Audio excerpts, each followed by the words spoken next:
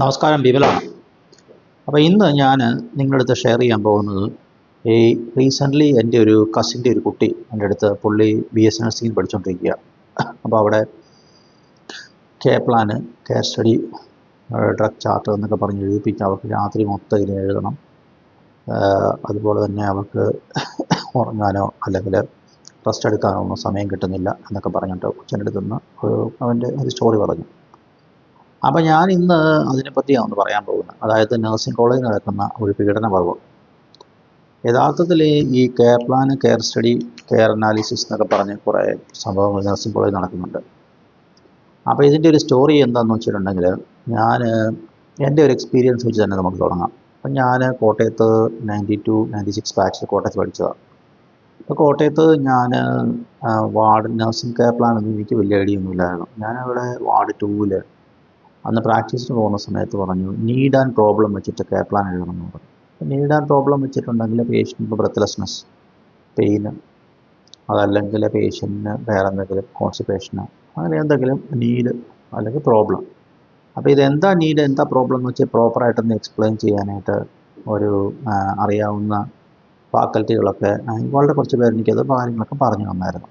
അപ്പോൾ നീഡെന്ന് പറഞ്ഞിട്ടുണ്ടെങ്കിൽ നമ്മുടെ ഇക്വിലിബ്രിയം അല്ലെങ്കിൽ ഹോമിയോസ്റ്റേസിസ് മെയിൻറ്റെയിൻ ചെയ്യാൻ വേണ്ടി, അല്ലെങ്കിൽ നമ്മുടെ വിഷ് നമുക്ക് മീറ്റ് ചെയ്യാൻ വേണ്ടിയുള്ള ഒരു റിക്വയർമെൻ്റ് ആണ് നീഡ്. അത് കിട്ടുന്നില്ല, പ്രോബ്ലം ആകും. ഫോർ എക്സാമ്പിൾ ഞാൻ പറയുവാണെങ്കിൽ, നിങ്ങൾക്കിപ്പോൾ ഒരു ബ്രത്ത് വേണം, നമുക്ക് ലൈഫ് സസ്റ്റെയിൻ ചെയ്യാൻ വേണ്ടി ബ്രത്ത് കിട്ടുന്നില്ല, അത് ബ്രത്ത്ലെസ്നെസ് ആയി, അത് പ്രോബ്ലമായി. ബ്രത്ത് വേണമെന്നുള്ള നീഡ്. അപ്പോൾ അതുപോലെ തന്നെ നിങ്ങൾക്കിപ്പോൾ വേറൊരു സെനാരിയോ പറയുകയാണെങ്കിൽ, ഇപ്പോൾ ഒരു സർജറിക്ക് നിങ്ങൾ പോകുന്നു. അപ്പോൾ സർജറിക്ക് നിങ്ങൾ പോയി കഴിയുമ്പോഴത്തേക്കും സർജറി നിങ്ങളുടെ ആഗ്രഹം എന്ന് പറഞ്ഞാൽ സർജറി എല്ലാം കഴിഞ്ഞിട്ട് സംഭവം ഓക്കെ ആയിട്ട് വീട്ടിൽ പോകണം എന്നുള്ളതാണ്. പക്ഷേ സംഭവം ഓക്കെ ആകുന്നില്ല, കോംപ്ലിക്കേഷൻ വെച്ച് കിടപ്പാകുന്നു. അപ്പോൾ നമ്മുടെ നീടെന്ന് വെച്ചിട്ടുണ്ടെങ്കിൽ ഓക്കെ ആയിട്ട് വീട്ടിൽ പോവുക. പക്ഷേ നമുക്ക് ഇവിടുത്തെ പ്രോബ്ലം എന്ന് വെച്ചിട്ടുണ്ടെങ്കിൽ ഇവിടെ ഇൻഫെക്ഷൻ അടിച്ച് കിടക്കുന്നു, അല്ലെങ്കിൽ കോംപ്ലിക്കേഷൻ അടിച്ചു, അത് പ്രോബ്ലമായി. ആ രീതിയിലാണ് വരുന്നത്. അപ്പോൾ ഇത് നമുക്ക് നന്ദ നഴ്സിംഗ് ഡയഗ്നോസിസ് എന്ന് പറഞ്ഞിട്ടുള്ള ഒരു സംഭവമുണ്ട്. നന്ദ, അതായത് ഈ നോർത്ത് അമേരിക്കയിലുള്ള നഴ്സ് അസോസിയേഷൻ്റെ ഒരു സംഘടനയാണ്. അവർ ഈ നഴ്സിംഗ് ഡയഗ്നോസിസ് ഉണ്ടാക്കിയിട്ടുണ്ട്. യഥാർത്ഥത്തിൽ ഇന്ത്യയെ പോലുള്ള രാജ്യത്ത് അതിനൊന്നും ഒരു സ്കോപ്പും ഇല്ലെന്നുള്ളതാണ് കാര്യം. കാരണം അവിടെ എന്ന് വെച്ചിട്ടുണ്ടെങ്കിൽ ഏകദേശം 15 ലക്ഷത്തോളം ANP-മാരുണ്ട്. എൻ്റെ ക്ലാസ്മേറ്റ്സ് ഒത്തിരി പേര് ANP-മാരാണ് അവിടെ ഉള്ളത്.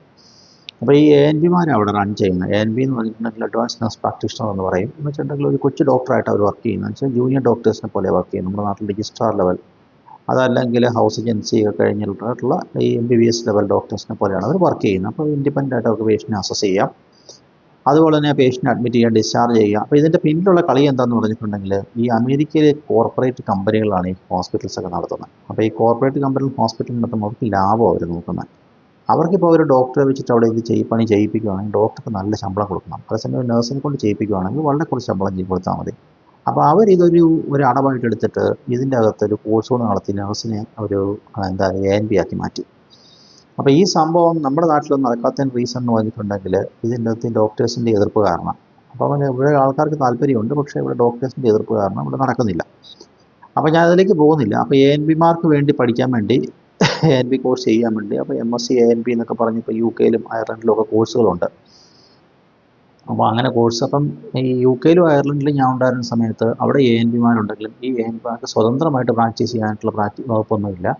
അവർ യൂണിറ്റിൻ്റെ കൂടെ പ്രാക്ടീസ് ചെയ്യും. അപ്പോൾ എൻ്റെ കൂടെ വർക്ക് ചെയ്തുകൊണ്ടിരുന്ന ഒരു ലോണ സ്റ്റോറി ഉണ്ട്, അതുപോലെ ഫ്രീഡ ക്ലിൻ്റർ ഉണ്ട്. ഇവരൊക്കെ 2 ANP-മാരാണ്. അപ്പോൾ ഇവരെങ്ങനെയാണെന്ന് വെച്ചിട്ടുണ്ടെങ്കിൽ, ഇവർ ആ യൂണിറ്റിൻ്റെ അകത്തുനിന്നുള്ള പ്രാക്ടീസ് മാത്രമേ ഉള്ളൂ. സ്വതന്ത്രമായിട്ട് പുറത്തൊന്നും പ്രാക്ടീസ് ചെയ്യാനായിട്ടോ അല്ലെങ്കിൽ ഇൻഡിപെൻഡൻറ്റ് പ്രാക്ടീസ് ഒന്നും അവകാശം കൊടുത്തിട്ടില്ല. അതേസമയം അമേരിക്കയിൽ അതും അവൈലബിളാണ്. നമുക്ക് ക്ലിനിക്കൊക്കെ നടത്തി സ്വന്തമായിട്ടൊക്കെ പ്രാക്ടീസ് ചെയ്യാം. GP ക്ലിനിക്ക് നടത്തുന്ന പോലെ തന്നെ നമുക്ക് ഈ ANP ക്ലിനിക്കൊക്കെ നടത്താം. അങ്ങനെ ഒരു സെറ്റപ്പ് നമുക്ക് UK ഐറിഷ് ഫെസിലിറ്റി കൊടുത്തിട്ടില്ല. അപ്പോൾ ഇങ്ങനെ നമ്മൾ ഉണ്ടാക്കുമ്പോൾ നമ്മൾ കെയർ പ്ലാൻ എഴുതി ഉണ്ടാക്കും. അപ്പോൾ ഈ കെയർ പ്ലാൻ എഴുതി ഉണ്ടാക്കുമ്പോഴത്തേക്കും ഞാൻ ഈ പിള്ളേരെ കൊണ്ട് ഇപ്പം കെയർ പ്ലാൻ എഴുതി ഉണ്ടാക്കിക്കുക ചെയ്യുന്നത്. അപ്പം സാധാരണ ഇപ്പോഴത്തെ പുതിയ ഒരു വേർഷനിൽ എങ്ങനെയാണെന്ന് വെച്ചിട്ടുണ്ടെങ്കിൽ, അവർക്ക് കെയർ പ്ലാൻ നമുക്ക് വിൻഡോസിൽ കിട്ടും.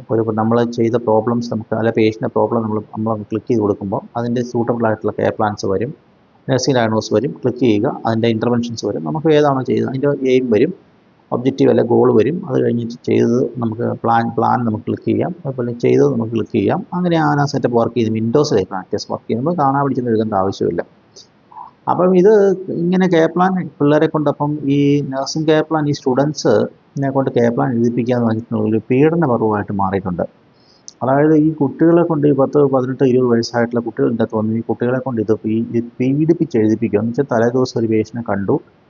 ഒന്നാമത് തന്നെ ഈ 90% ഇതിനകത്ത് ക്ലിനിക്ക് വർക്ക് ചെയ്യാത്ത ഫാക്കൽറ്റികൾ, അതായത് ക്ലിനിക്ക് വർക്ക് ചെയ്യാൻ താല്പര്യമില്ലാത്ത മെയ് അനങ്ങാതെ മീൻ പിടിക്കാൻ പോകുന്ന നഴ്സുമാർ എന്ന് പറഞ്ഞൊരു കാറ്റഗറി. ആ കാറ്റഗറിയാണ് ഈ ഫാക്കൽറ്റി ആയിട്ട് പ്രത്യക്ഷപ്പെടുന്നത്. അപ്പോൾ എൻ്റെ ഒത്തിരി ഫ്രണ്ട്സ് ഫാക്കൽറ്റികളാണ്, എൻ്റെ ഒത്തിരി ടീച്ചേഴ്സ് ഫാക്കൽറ്റികളാണ്. നല്ല ക്ലിനിക്ക് വർക്ക് ചെയ്ത കുറച്ച് ഫാക്കൽറ്റികളുണ്ട്, ഒരു 20% ഉള്ളൂ.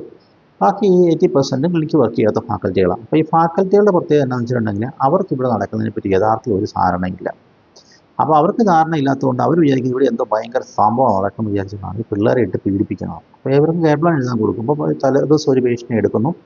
ആ പേഷ്യനെ അവർ പോയി അസസ് ചെയ്യുന്നു. അസസ് ചെയ്തതിന് ശേഷം അതിൻ്റെ അകത്തുനിന്ന് പ്രോബ്ലംസ് ഐഡൻറ്റിഫൈ ചെയ്യുന്നു. അപ്പോൾ ഈ പ്രോബ്ലം ഐഡൻറ്റിഫൈ ചെയ്യുന്ന വെച്ചാൽ നോൺസെൻസുകളുണ്ട്. ഇപ്പോൾ എക്സാമ്പിൾ, ഞാൻ അവിടെ ചെന്ന സമയത്ത് എൻ്റെ ഫെസിലിറ്റേറ്റർ ഗ്രോണിയ ലാങ്കൻ, അതിൽ എൻ്റെ സെക്കൻഡ് ഫെസിലിറ്റേറ്റർ കാരൻ നീറി, ഇവരോടൊക്കെ ഞാൻ ഡിസ്കസ് ചെയ്തിട്ടുണ്ട്. അപ്പോൾ ഇവർ ഡിസ്കസ് ചെയ്തപ്പോൾ ഇവർ മനസ്സിലായി നഴ്സിംഗ് പ്രോബ്ലം, നഴ്സിംഗ് ഡയഗ്നോസിസ് എന്നൊക്കെ കുറേ നോൺസെൻസുകളുണ്ട്. ഇത് എസ്പെഷ്യലി അമേരിക്ക ഫോളോ ചെയ്യുന്ന ഈ നഴ്സിംഗ് കെയർ പ്ലാൻ്റെ അകത്ത്.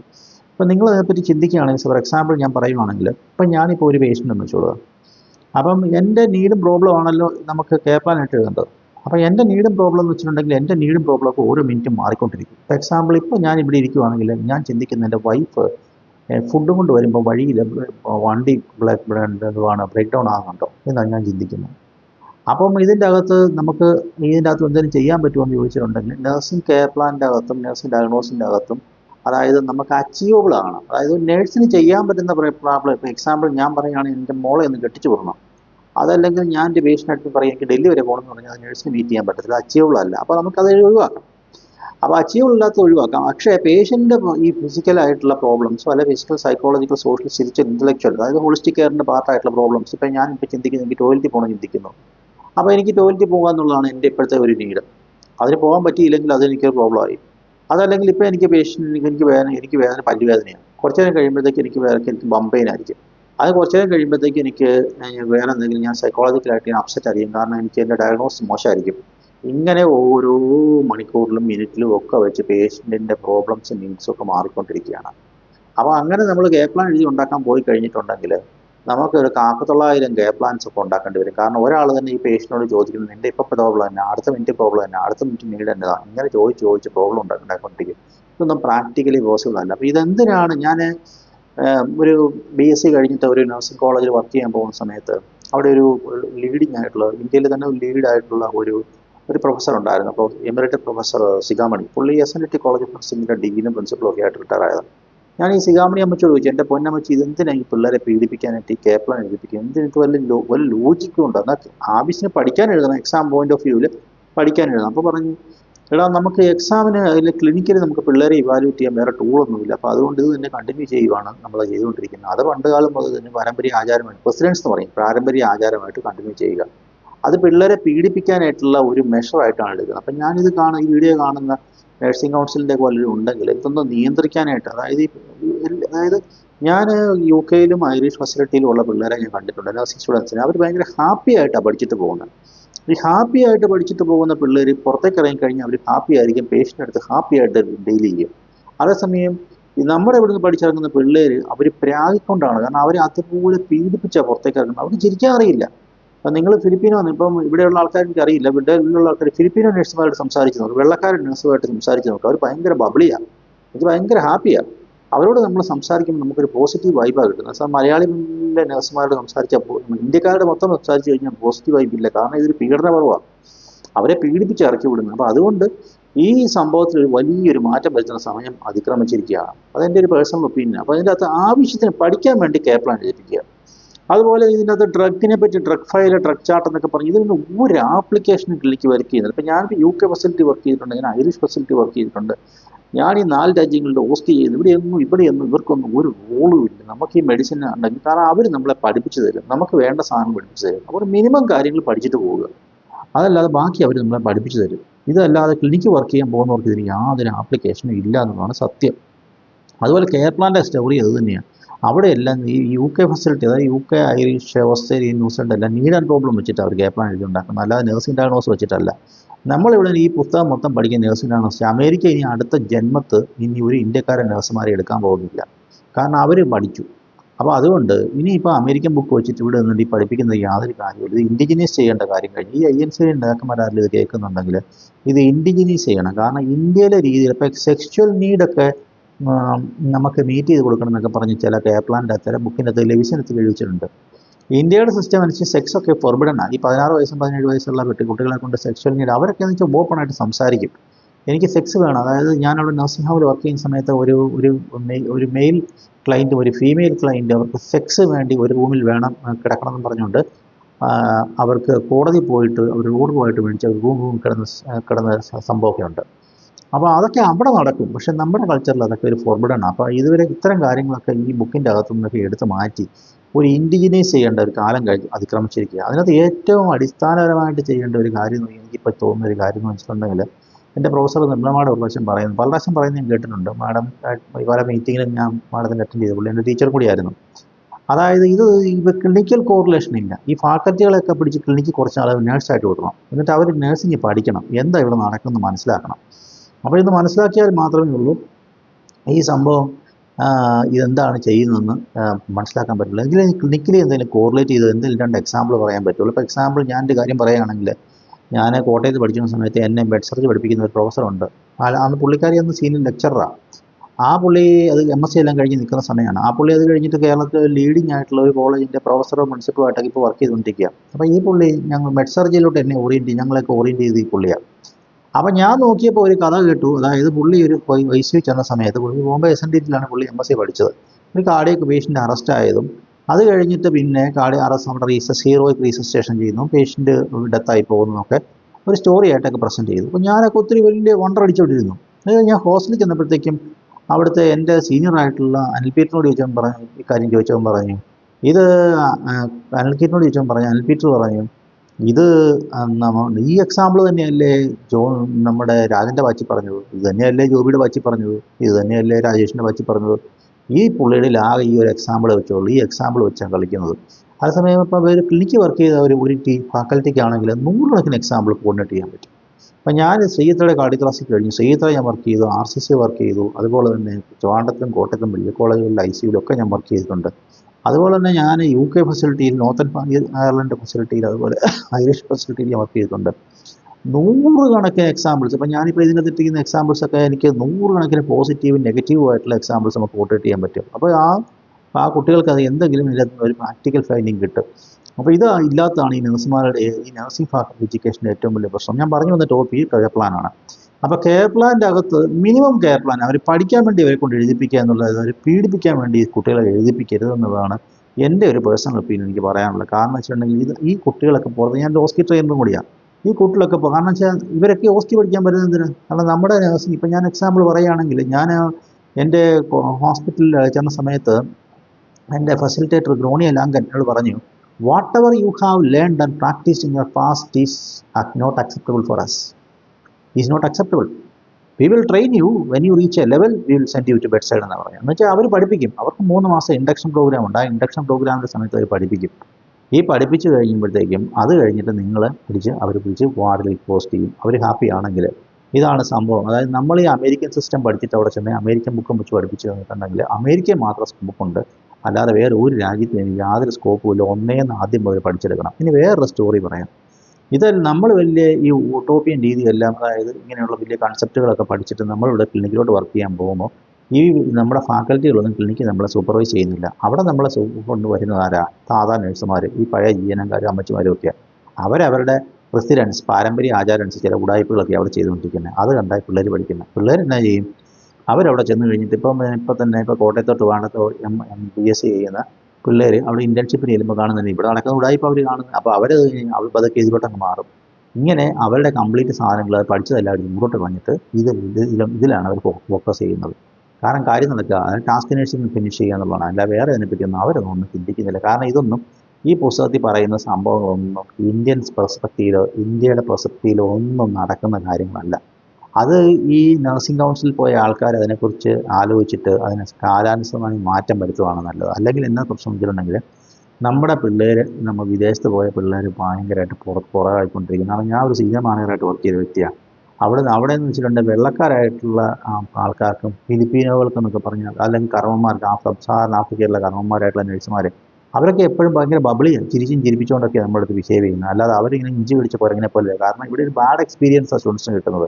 ഈ സ്റ്റുഡൻറ്റ് എക്സ്പീരിയൻസ് എങ്ങനെ ബെറ്റർ ആക്കാൻ പറ്റും എന്ന് അവർ ആദ്യമായിട്ട് ചിന്തിക്കേണ്ടതാണ്. അതായത് ഇതിൻ്റെ അകത്ത് സിലബസ് കുറെ കട്ട് ചെയ്ത് ആവശ്യത്തെ സാധനം എഴുതി വെക്കണം, അസൈൻമെൻറ്റ് എഴുതി വെക്കണം. അവർക്ക് രാത്രി കിടന്ന് ഉറങ്ങാനുള്ള പ്രൊവിഷൻ കൊടുക്കണം. രാത്രിയിൽ ഒരു 10 മണിക്ക് ശേഷം, അതായത് അവർക്ക് താങ്ങാൻ പറ്റുന്ന 1-2 അസൈൻമെൻറ്റ്സ് ഓരോ ടീച്ചേഴ്സും ഡിസ്കസ് ചെയ്തിട്ട് പ്രിൻസിപ്പൽമാർ ഡിസ്കസ് ചെയ്യണം. എത്രയൊക്കെ അസൈൻമെൻറ്റ് ഇവർക്ക് കൊടുക്കുക. ഒരു 10 മണി വരെയുള്ള അസൈൻമെൻറ്റ് ഇവർക്ക് 10 മണിക്ക് 11 മണിക്ക് കിടന്ന് ഉറങ്ങാൻ പറ്റുന്ന രീതിയിലുള്ള അസൈൻമെൻറ്റ് കൊടുക്കണം. രാത്രി മൊത്തം ഉറക്കളച്ചിരുന്ന അസൈൻമെൻറ്റ് എഴുതുക, താഴെ കൊണ്ടുവരിക, വലിച്ചു കീറിക്കളയും. ഇപ്പോൾ എക്സാമ്പിൾ ഞാൻ പറഞ്ഞു, ഞാൻ കോയമ്പത്തൂർ RVC വർക്ക് ചെയ്തിട്ടുണ്ട്. അവിടെ ഒരു മേരി ഗോംസ് എന്ന് പറഞ്ഞിട്ടുള്ള ഒരു ഫാക്കൽറ്റി ഉണ്ടായിരുന്നു. മേരി ഗോംസ് എന്ന് പറഞ്ഞാൽ CMC വെല്ലൂരിലാണ്. CMC വെല്ലൂരുകാർക്ക് ഒരു എല്ല് കൂടുതലെന്ന് അവരുടെ ചിന്ത. യഥാർത്ഥത്തിൽ അവർക്ക് കുറെ പ്രൊസീജിയർ അറിയാമെന്നുള്ളത്, അവർക്ക് ഇതിനെപ്പറ്റി പ്രൊസീജിയർ അറിഞ്ഞിട്ട് ഒരു കാര്യമില്ല. ആ പ്രൊസീജിയർ ക്ലിനിക്കിൽ ഒരു പ്രയോജനമില്ലാത്ത പ്രൊസീജിയർ അവർ അറിഞ്ഞിരിക്കുന്നത്. അവർ വേറെ രീതി, അവരെന്തൊക്കെയോ ഒരു ഉട്ടോപ്പിയൻ രീതിയിൽ എന്തൊക്കെയോ പഠിച്ചു വെച്ചിരിക്കുന്നത്. അതൊന്നും ക്ലിനിക്കിലൊന്നും ഒരു ആപ്ലിക്കേഷനും ഇല്ല. പിന്നെ പിള്ളേരുടെ മുമ്പിൽ നിന്ന് കോളേജിലൊക്കെ ഒന്ന് ഷൈൻ ചെയ്യാന്നല്ലാതെ അതുകൊണ്ടൊന്നും ഒരു പ്രയോജനമില്ല. കാരണം അവരുടെ രീതിയിൽ പഠിപ്പിച്ചു കൊടുത്തുകൊണ്ടിരിക്കുക. അതായത് പഴയ രീതിയിൽ പഠിപ്പിച്ചു കൊടുക്കുന്നത്. അതെല്ലാം ഇന്നത്തെ കാലം കഴിഞ്ഞു പോയി. അതിനൊക്കെ കാലഹരണപ്പെട്ട രീതിയിൽ പിള്ളേരെ ഇട്ട് പീഡിപ്പിച്ച് പഠിപ്പിക്കുകയാണ് ചെയ്യുന്നത്. അപ്പോൾ അങ്ങനെ വരുന്ന ഒരു മേരി ഗോംസ്. അപ്പോൾ ഈ മേരി ഗോംസ് അവിടെ നിന്ന് അവരുടെ പ്രത്യേക രീതിയിലാണ് പഠിപ്പിക്കുന്നത്. അപ്പോൾ പുതുതായിട്ട് വരുന്ന പിള്ളേർ വേറെ രീതിയിലായിരിക്കും പഠിപ്പിക്കുന്നത്. പുതിയ ഫാക്കൽറ്റികൾ വേറെ രീതിയിൽ പഠിപ്പിക്കുന്നത്.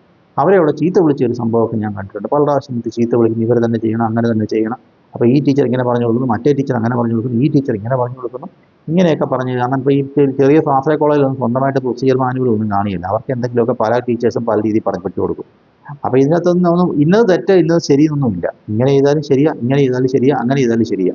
പക്ഷേ അതിൻ്റെ അകത്ത് ചിലർ സമ്മതിക്കത്തില്ല, ഞാൻ പറഞ്ഞ രീതി മറ്റേ ചെയ്യാൻ പറ്റുള്ളൂ എന്നാണ് അവർ പറയുന്നത്. അപ്പോൾ അങ്ങനെയുള്ള നോൺസെൻസുകൾ ഇതിൻ്റെ അകത്ത് പണ്ടേ ഒഴിവാക്കണം. അപ്പം ഞാൻ പറഞ്ഞത് കെയർ പ്ലാനിലെ ടോപ്പിക്കിലോട്ട് തിരിച്ചു വന്നിട്ടുണ്ടെങ്കിൽ, കെയർ പ്ലാൻ കാലാനുസൃതമായിട്ട് കെയർ പ്ലാനിൻ്റെ ആപ്ലിക്കേഷൻ നമുക്കുണ്ടോ ഇല്ലയോ നമ്മളൊന്ന് ആലോചിച്ചിട്ട് അന്ന് പിള്ളേരെ കൊണ്ട് കൈകൊണ്ട് എഴുതിപ്പിക്കുന്ന പരിപാടി നിർത്തി രാത്രി 10 മണിയാകുമ്പോൾ അവർ കിടന്നുറങ്ങാനുള്ള പ്രൊവിഷൻ ഉണ്ടാക്കി വെക്കാനായിട്ട് ആരെങ്കിലും നഴ്സിംഗ് ഫാക്കൽറ്റികളോ ലീഡേഴ്സോ എല്ലാം കാണുന്നുണ്ടെങ്കിൽ അവരിതൊന്ന് ഡിസൈഡ് ചെയ്യണമെന്ന് എനിക്കൊരു റിക്വസ്റ്റ് ഉണ്ട്. കാരണം ഞാനൊരു ഓസ്കി ട്രെയിനർ. ഞാൻ എന്തുകൊണ്ട് ഓസ്കി പഠിപ്പിക്കുന്നു എന്ന് ചോദിച്ചിട്ടുണ്ടെങ്കിൽ, അവിടെ പ്രാക്ടിക്കൽ സ്റ്റേഷൻസാണ് ഓസ്കി. നമ്മുടെ ഇവിടെ ഒരു ഫാക്കൽറ്റി എന്നോട് പറഞ്ഞു, ഇവിടെ ഞങ്ങളും ഇവിടെ ഓസ്കി തുടങ്ങിയെന്ന് പറഞ്ഞു. നമ്മുടെ ഓസ്കി എന്ന് പറഞ്ഞിട്ടുണ്ടെങ്കിൽ അവിടെ ഒരു പാത്രം കൊണ്ട് അവിടെ ചെന്നിട്ട്, അല്ലെങ്കിൽ ഒരു ട്രേയുമായിട്ട് അവിടെ ചെന്നിട്ട് ഒരു പർട്ടിക്കുലർ ആയിട്ടുള്ള ഒരു മാനിക്കിൻ്റെ അടുത്ത് ചെന്നിട്ട് പ്രൊസീജിയർ മിണ്ടാതെ ഉരിയാടാതെ ഡെമോൺസ്ട്രേറ്റ് ചെയ്യുക ചെയ്യുന്നത്. അതേസമയം വെള്ളക്കാരൻ്റെ ഓസ്കി എന്ന് വെച്ചാൽ അങ്ങനെയല്ല. അവന് ട്രേയും ഇല്ല, പാത്രവും ഇല്ല, ഒന്നുമില്ല. അവൻ ഒരു മേശപ്പുറത്ത് സാധനങ്ങൾ പെറുക്കി വെച്ചിട്ട് ചുമ്മാ കാളിപൊളിയായിട്ടാണ് ചെയ്യുന്നത്. കാരണം അവൻ്റെ പ്രൊസീജിയറിൽ ഇമ്പോർട്ടൻസേ അല്ല. അവൻ പേഷ്യൻറ്റുമായിട്ട് കമ്മ്യൂണിക്കേറ്റ് ചെയ്യുന്നു, പേഷ്യൻറ്റ് സേഫ്റ്റി മെയിൻറ്റെയിൻ ചെയ്യുന്നുണ്ടോ, പേഷ്യൻറ്റുമായിട്ട് ഇൻട്രാക്ട് ചെയ്യുന്നുണ്ടോ, അതുപോലെ അവരുടെ സേഫ് സ്റ്റാൻഡേർഡ്സ് അവർ കീപ്പ് ചെയ്യുന്നുണ്ടോ, ഇത്തരം കാര്യങ്ങളൊക്കെ നോക്കണം. അപ്പോൾ ഇത്തരം രാജ്യങ്ങളിലെ സ്റ്റാൻഡേർഡ്സ് ഒന്നും ഇവിടെ ആർക്കും അറിയത്തുമില്ല. അതുകൊണ്ട് അവരൊക്കെ പഠിക്കാൻ പറ്റുന്നില്ല, തോറ്റു പോകുന്നു. നമ്മുടെ ഇത്ര ഭയങ്കര പ്രൊസീജിയറുകാർ, ഇപ്പോൾ എക്സാമ്പിൾ നമ്മുടെ ലീഡിങ് കോളേജുകളിലൊക്കെ പഠിച്ച ആൾക്കാരൊക്കെ ഈ പ്രൊസീജിയർ ഓസ്കി സ്റ്റേഷനകത്ത് 8 നില പൂട്ടുക ചെയ്യുന്നത്. എൻ്റെ റീസൺ എന്താ? കാരണം അവർക്ക് വേണ്ട സാധനമല്ല നമ്മളെ പഠിപ്പിച്ചു കൊടുക്കുന്നത്. നമ്മൾ ഏട്ടിലെ പശു പുല്ല് തിന്നത്തെന്ന് പറഞ്ഞ പോലെ നമ്മൾ എന്തൊക്കെയോ പഠിപ്പിച്ചു കൊടുക്കുന്നു.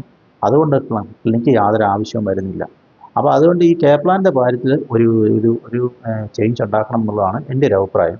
അപ്പോൾ നിങ്ങൾ ഇതിനെപ്പറ്റി എന്തെങ്കിലും നിങ്ങളുടെ തോട്ട്സ് വല്ലതും ഉണ്ടെങ്കിൽ നിങ്ങൾ കമൻറ്റ് ചെയ്യുക. അതുപോലെ തന്നെ ഇത് കേൾക്കുന്ന ആൾക്കാർ ഇതിനെപ്പറ്റി എന്തെങ്കിലും ചേഞ്ചസ് വരുത്താൻ വേണ്ടിയുള്ള ഇംപ്ലിമെൻറ്റേഷൻ ചെയ്യുക. അപ്പം എനിക്കെന്ന് വെച്ചിട്ടുണ്ടെങ്കിൽ ഞാൻ ഒരു MSc-കാരനാണ്. പക്ഷേ ഇനി എനിക്ക് കോളേജ് വർക്ക് ചെയ്യാൻ താല്പര്യമില്ല. അപ്പോൾ അതിനെക്കുറിച്ച് എനിക്ക് ഇതിനകത്തൊന്നും ചെയ്യാനില്ല. ഞാൻ ഇതിനകത്തുനിന്ന് ഇങ്ങനെ എൻ്റെ ഒരു കസിൻ കുട്ടി ഇങ്ങനെ പറഞ്ഞപ്പോൾ ഞാൻ ഇതിൻ്റെ അകത്ത് എനിക്ക് ഓൾറെഡി ഒരു തോട്ട്സ് നിങ്ങളുമായിട്ടൊന്ന് ഷെയർ ചെയ്തതാണ്. അപ്പോൾ thank you very much for listening to me. ഇതുപോലൊരു വേറൊരു വീഡിയോ ആയിട്ട് ഞാൻ അടുത്ത ദിവസം വരുന്നതായിരിക്കും. Thank U.